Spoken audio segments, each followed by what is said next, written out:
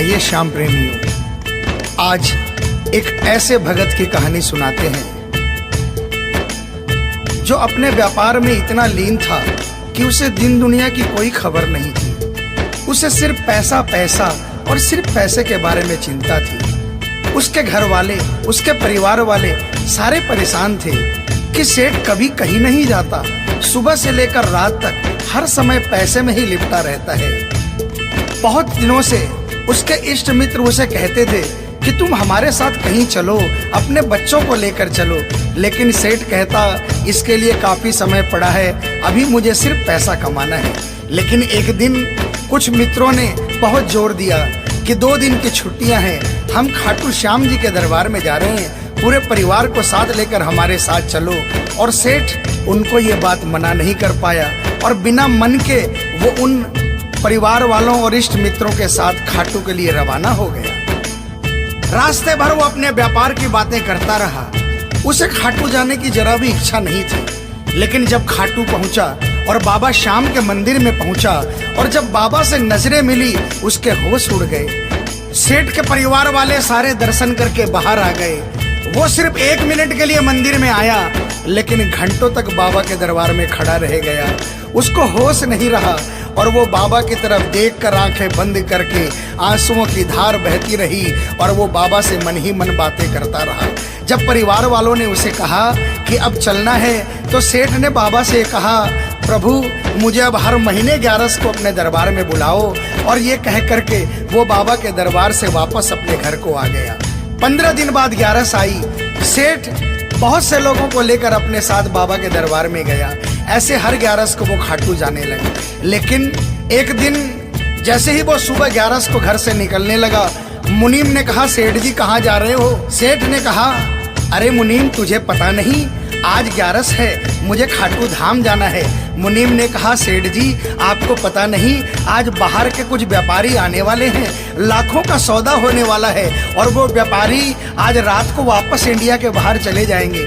आपके पास तो मौका है, आप 11 की जगह मावस को खाटू चले जाना। सेठ के मन में ये आया कि हाँ, इसमें क्या फर्क पड़ता है, आज यहाँ व्यापार कर लेता हूँ, सौदा कर लेता हूँ, मैं खाटू मावस को चला जाऊँगा। और सेठ उस दिन खाटू नहीं जा पाया। 11 निकल गई, मावस आई, मावस को फिर कोई व्यापारी आ गया। उसके बाद फिर पूर्णिमा आई, फिर कोई व्यापारी आ गया और इसी तरह सेठ व्यापार में फिर उलझ गया। एक दिन रात को सेठ सोया तो उसके नींदों में उसे ऐसा आभास हुआ कि उसे कोई आवाज आ रही है और उसने बड़े ध्यान से सुना। उसे लगा खाटू वाले श्याम बाबा उसे कह रहे हैं, वाह रे सेठ, मैंने तो सोचा था कि मेरे दरबार में कोई बहुत बड़ा भूला भटका भगत आया है, लेकिन मुझे क्या पता था कि कोई भगत नहीं, एक सौदागर आया है और मुझसे सौदा करके चला गया।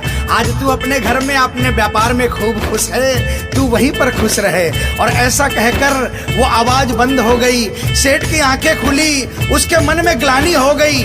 उसने सोचा कि मैं आज ही खाटू धाम जाऊंगा और वो जैसे ही खाटू के लिए निकला, रास्ते में एक्सीडेंट हो गया। सेठ की दोनों टांगे रह गई। अब सेठ अपने पैरों पर खड़ा नहीं हो पाया और उसके मन की मन में ही रह गई। सेठ बहुत तड़पता रहा। एक दिन सेठ अपने घर के दरवाजे पर बैठा, आंसू बहा रहा कि मेरा बुलावा क्यों नहीं आ रहा, मैंने इतनी बड़ी गलती करी, मुझे बाबा के दरबार से इतनी दूरी क्यों हो गई।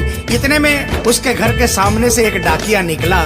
सेठ ने डाकिया को आवाज लगाई और कहा, ए डाकिया, तुम तो कलकत्ता, दिल्ली, बम्बई भक्तों का संदेशा लेकर जाते हो, लोगों के चिट्ठियां पहुंचाते हो।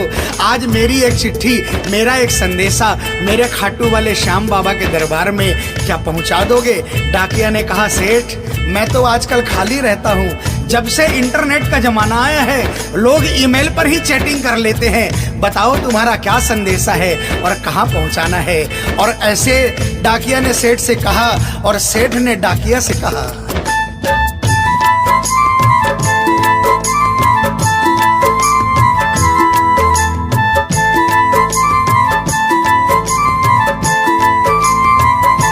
डाकिया जा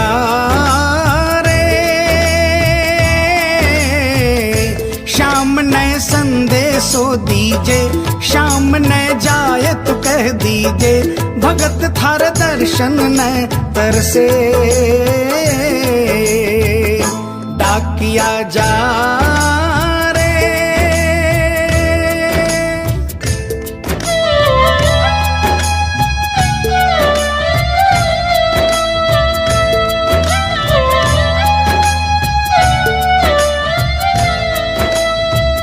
डाकिया ने कहा, सेठ आपका संदेशा तो मैं पहुंचा दूंगा, लेकिन मुझे ये तो बताओ कि आपका संदेशा पहुंचाना क्या है?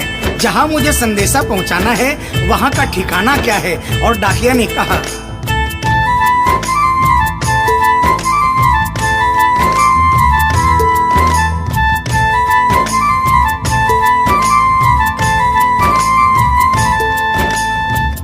कौन से गांव थारो शाम बस्यो है, इतनो माने बता दे सेवक रे।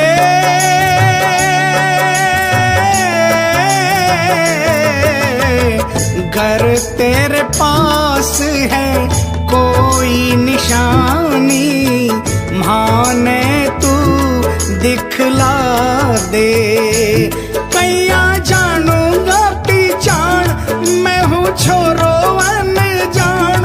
कैया जानूंगा पहचान, मैं हूँ छोरो अनजान। कैया शाम शु होसी मिलन, डाकिया जा रे।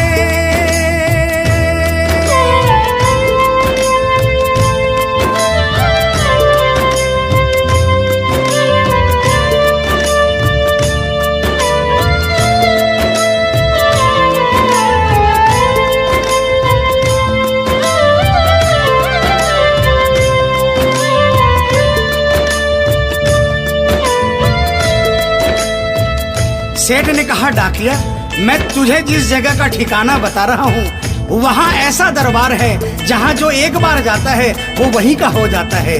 उस दरबार की खासियत है जो वहाँ पर पहली बार जाता है उसके काम बन जाते हैं। सुन वहाँ का ठिकाना क्या है।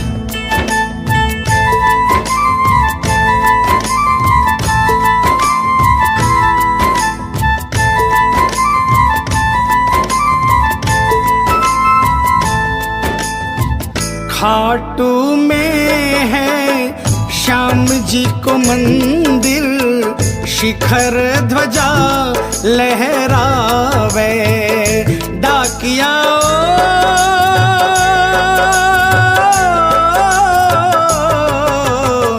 ड्योडी पर हनुमान बिराजे, सेवक चंवर ढुलावे। बाके नौबत बाजे द्वार, गूंजे हरदम जय जयकार। बाके नौबत बाजे द्वार, गूंजे हरदम जय जयकार। सज धज बैठो है श्याम सजन, डाकिया जा रे।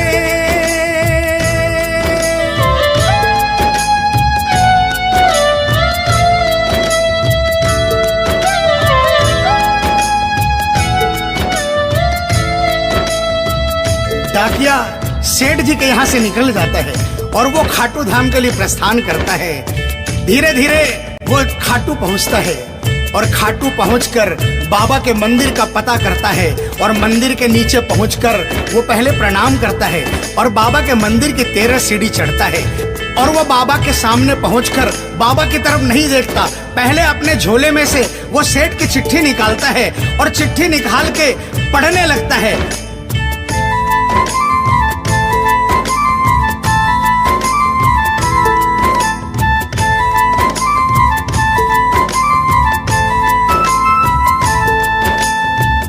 पहुँच गयो दरबार श्याम के, बोलन लाग्यो संदेशो। बाबा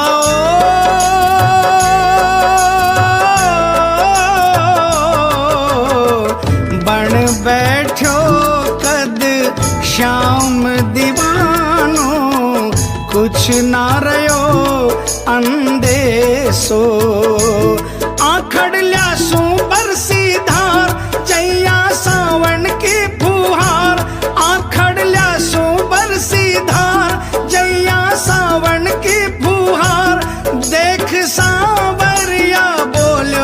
यह वचन डाकिया जा रे।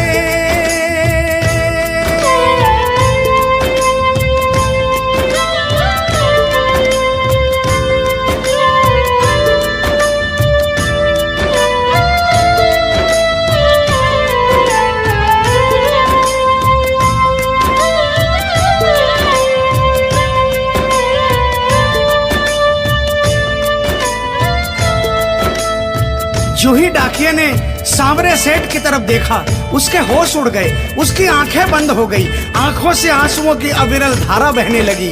उसको ऐसा महसूस हुआ सपने में जैसे कि कोई श्याम प्रभु सिंहासन से उतर कर आ गए। उसे अपने गले से लगा लिया और डाकिये से कहा, कैसे हो डाकिया? डाकिया प्रभु के चरणों में गिर गया, कहा, प्रभु आज मैं धन्य हो गया, इतने वर्षों तक आपके दरबार नहीं पहुंचा, आज सेठ जी के कारण मैं आपके दरबार में पहुंच गया। अब मुझ पर इतनी कृपा कर दो, मुझे अपनी शरण में रख लो। लेकिन बाबा ने कहा, नहीं बेटा, मैं तुझे अपनी शरण में रखूंगा, लेकिन अभी तुझे मेरा एक छोटा सा काम करना है। जिस सेठ ने तुझे ये संदेशा देकर भेजा है, अगर उसके पास मेरा जवाब नहीं गया तो वहां जीते जी मर जाएगा। तू मेरा एक छोटा सा काम कर दे, वापसी संदेशा तू उस सेठ को जाकर दे दे। और बाबा ने कहा,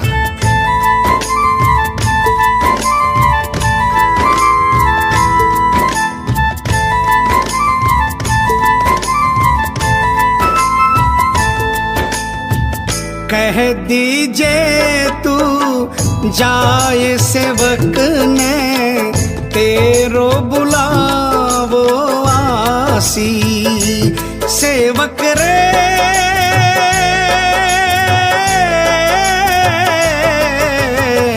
सबकी आस पुराऊं तो तू कैया रह पासी। तेरी सारी जानू बात पूरी करशू मन की आस। तेरी सारी जानू बात पूरी करशू मन की आस। पर बढ़ा मेरे कानी कदम डाकिया जा रे। संदेशो सेवक ने दीजे, सेवकिया राह तेरी निरखे। संदेशो सेवक ने दीजे, सेवकिया राह तेरी निरखे। सेवक संदेश ने तरसे डाकिया जा रे।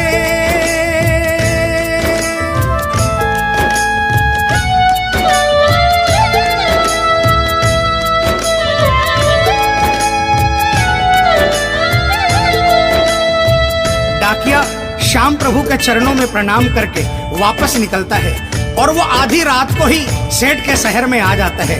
अब डाकिया को इतनी जल्दी थी कि उसने आधी रात नहीं देखी और उसने जाकर सेठ के दरवाजे की घंटी बजा दी। उस दिन सेठ के घर में कोई नहीं था, सेठ अकेला अपने बिस्तर पर पड़ा था। जैसे ही घंटी की आवाज आई उसको लगा कि बाबा का संदेशा आ गया, लेकिन सेठ मजबूर था। वो उठना चाहा लेकिन उठ नहीं पा रहा था। लेकिन अचानक उसने जोरदार जयकार लगाई, हारे के सहारे की। और जैसे ही आवाज आई सेठ के घर में करिश्मा हो गया। सेठ अपने पांव पर खड़ा हो गया, दौड़ कर गया और उसने जाकर दरवाजा खोला। सामने देखा डाकिया खड़ा है। सेठ डाकिया के चरणों में गिर गया और कहने लगा, डाकिया जल्दी बताओ मेरे बाबा ने क्या संदेशा भिजवाया है। और डाकिया ने चिट्ठी निकाली और बाबा के भगत की चिट्ठी का संदेशा निकालकर सेठ के हाथों में थमा दिया। सेठ ने जैसे ही चिट्ठी देखी वो झूम झूम कर नाच नाच कर गाने लगा, आ आ आ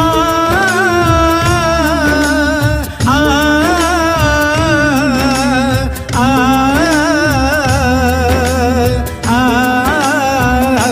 चिट्ठी आई है, चिट्ठी आई है, चिट्ठी आई है, चिट्ठी आई है, चिट्ठी आई है, खाटू से चिट्ठी आई है। बड़े दिनों के बाद मेरे श्याम धनी को आज, अरे बड़े दिनों के बाद मेरे श्याम धनी को आज भगत की याद सताई है। चिट्ठी आई है, चिट्ठी आई है, ओ चिट्ठी आई है, चिट्ठी आई है। सेठ ने वो चिट्ठी वापस डाकिए को थमा दी और कहा, डाकिया आप तो स्वयं बाबा से मिलकर आए हो, इसलिए बाबा का संदेशा अपने मुखारबिंद से मुझे सुनाओ।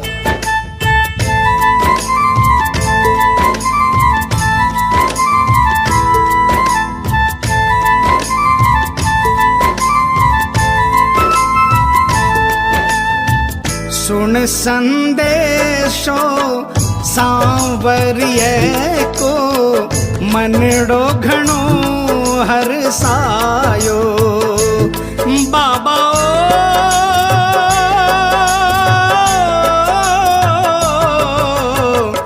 बंध गया पाँव में घूघरिया सा, मन को मोरियो गायो। म्हारो श्याम बड़ो दिलदार, हो जाओ लेवन ने तैयार। म्हारो श्याम बड़ो दिलदार, हो जाओ लेवन ने तैयार। महिमा गावे है कमल किशन, क्या किया जा। आप सभी श्याम प्रेमियों से जो कभी खाटू नहीं गए, जिन्होंने बाबा का नाम सुना है और जिन्होंने नहीं सुना, उन सबसे निवेदन, जो कभी खाटू नहीं गए वो एक बार हमारे बाबा श्याम के दरबार में पहुंचिए। ये वो दरबार है जहां हारे हुए को जीत मिलती है, जहां लोग हार कर आते हैं लेकिन हार कर वापस नहीं जाते, जहां हर हारे का सहारा होता है। चाहे कैसा भी कोई क्यों ना आता हो, बाबा श्याम हर आने वाले को गले लगाता है, उसको काम पूर्ण करता है और उसे खुशहाल करके अपने घर को भेजता है। बोल खाटू नरेश की, बोल हारे के सहारे की।